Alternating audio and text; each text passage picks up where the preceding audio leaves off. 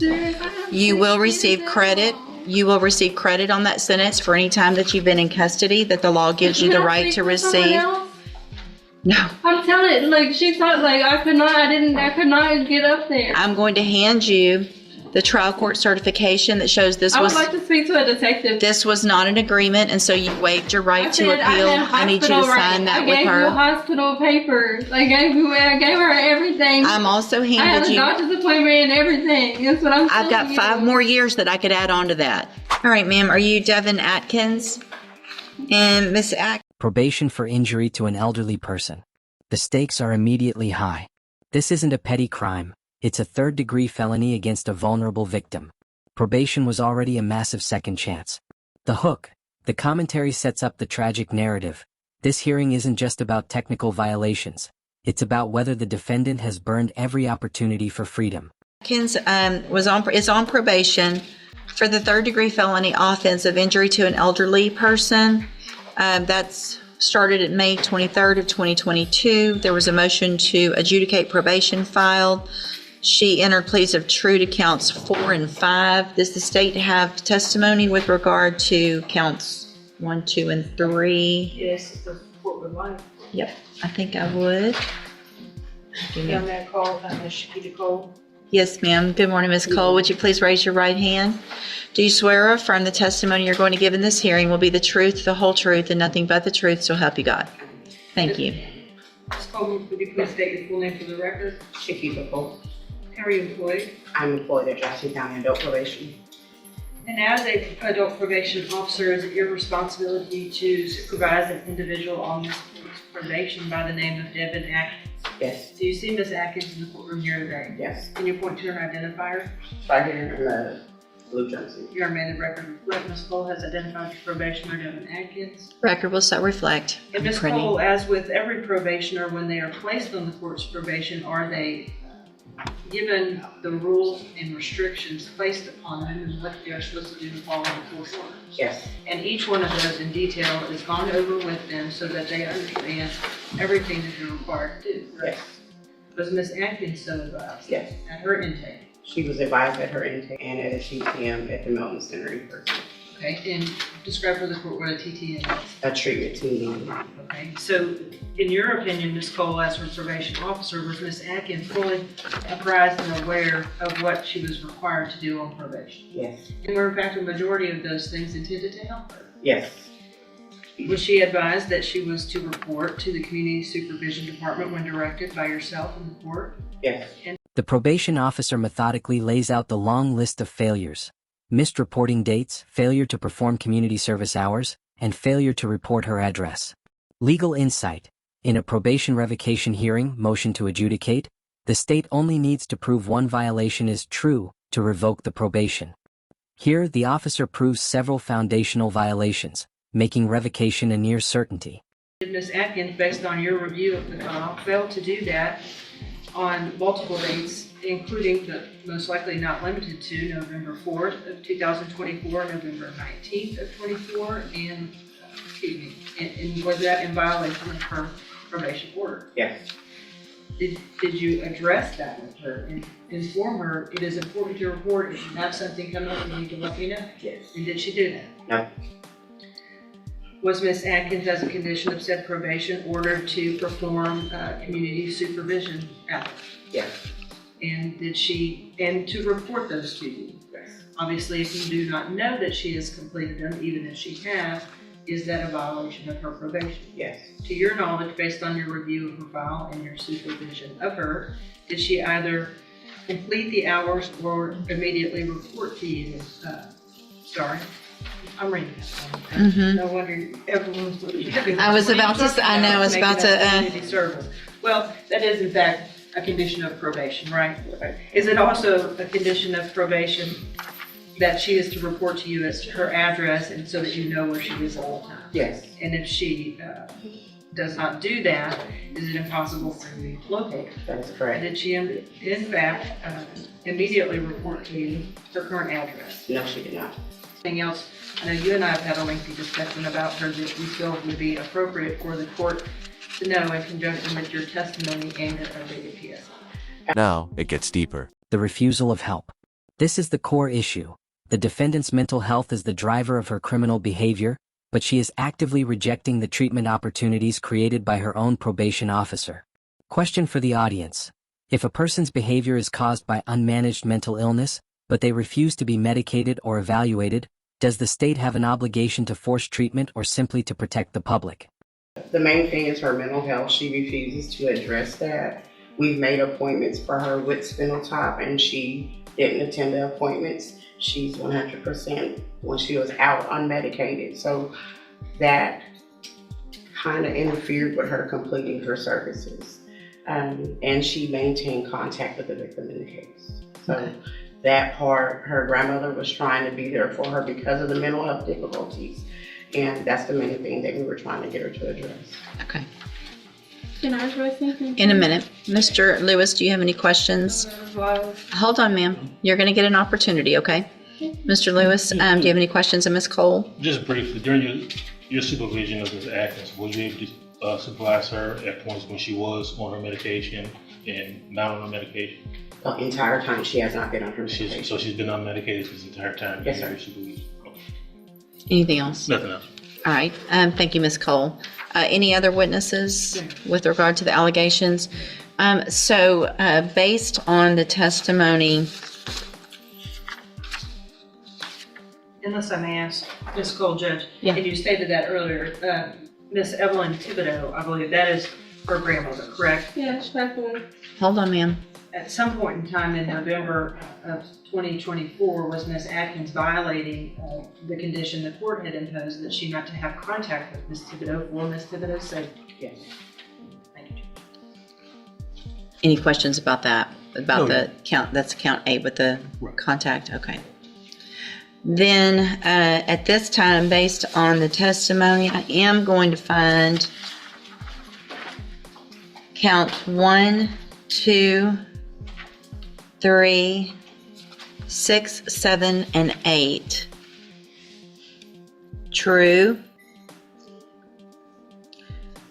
Again, there were pleas of true to counts 4 and 5 previously. I've received an updated pre-sentence report. Has everyone had an opportunity to review that report? Yes, ma'am. Good. Any additions or corrections to that report? No, from the bench, Judge. Nothing from the state, Your Honor, unless Ms. Cole has something to add. Do you have anything to add that's not already in your report? No. So the main thing I want to make sure, Ms. Cole, I have a notation here to ask is, you guys were aware of mental health issues and had opportunities for Ms. Atkins to participate in mental health services. Is that correct? I made the appointments myself. Okay. All right. Argument, Mr. Lewis? Well, Judge, I think definitely from the updated PSI we have, as well as I think there was some issues from the jail. If you look at those issues and activity, I think that goes directly to her mental health state. Unfortunately, she has not been on a mental health caseload. I think that definitely would benefit her, as well as, being able to take advantage of any services that Spinaltop MHMR may have, or any programs that probation deems appropriate for her. I have had conversations with her, and meaningful conversations with her, where she has addressed to me her desire to take advantage of those activities if those available to me. She did understand that she had the safety opportunity. It didn't go well, but I don't think the mental health issues were addressed, mainly just substance abuse at that point. I think if we can get a handle on that, or get some work done with her to address the mental health issues, I think she'll do a lot better in this situation and be able to complete this I assessment. mean, it's hard when Hold on. someone's not taking patients. Well, it sounds like you had appointments that you missed that Ms. Cole made for you. Did she go to regular Safe P or special? Hold on. Special needs. So she's already been to special needs Okay. Safe P. So that was a whole 6 months plus aftercare of drug and mental health help.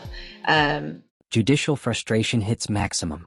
The judge's tone shifts to pure exasperation as the defendant interrupts with denials, showing zero insight. The court lists all the resources she was given, including specialized mental health rehab, special needs safety, which she squandered. The takeaway: at this point, the legal system's patience is exhausted, and the focus shifts entirely to protecting the community from her erratic behavior. So, Miss Atkins, the problem is you're being given all the opportunities. Yeah, but like I said, I don't know if I told you, I had an appointment in Port Arthur because I cannot get into Bowman. They're not taking new patients. So you had an appointment that Miss Cole set for you, at least one. How many? Yeah, but it's not for The psychopath denial. The defendant's chaotic, defensive refusal to even attend the evaluation because she fears being labeled a psychopath shows her lack of understanding regarding the mental health services. The judge patiently explains that the evaluation is simply meant to stabilize her, not label her. This is a painful exchange highlighting the barrier of stigma in treatment. medicine. It's for psycho. I'm not a psycho. I don't have those problems. I mean, some people do that. I don't know. Well, you obviously we don't know what you need because you won't even go do the evaluation. That it sounds like you haven't been on medication that would be what? Evaluation where?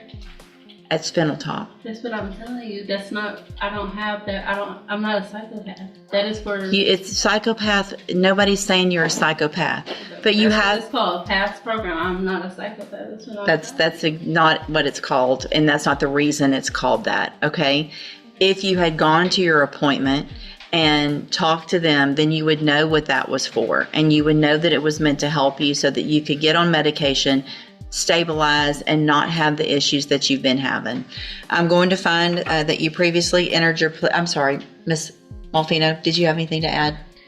No, Judge, I think that from my conversation with Ms. Cole, she's been gracious enough to offer to continue to work with her because I think she clearly sees the mental health issues. But as you can see, what Ms. Cole has been having to deal with is how the court has had to deal with Ms. Atkins today, and it's been kind of just this runaround circle.